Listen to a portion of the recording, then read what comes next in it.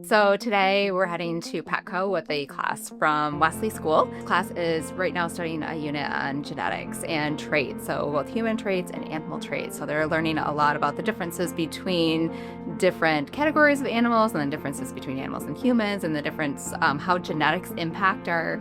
traits. The teacher started out with some learning in the classroom and really to try and create a more authentic experience, had some animals come in so students can get that kind of up close and personal experience with animals that they may not have had the opportunity to touch and feel and see and observe before. So we started there, kind of getting them comfortable, and then completed a community-based instruction outing to Petco, where students had the opportunity then to go and observe and notice even more animal traits and kind of look for some of those features that they had learned about, practice using some of the vocabulary that we had talked about in the classroom, and just kind of done that in a really kind of supported environment. So as we're going through the store, students were using communication devices, again, to kind of reinforce some vocabulary that had been talked about throughout the lessons, giving students opportunities to practice and a reason to use that vocabulary that they may not have before. And then also just taking it to those visual supports so that kind of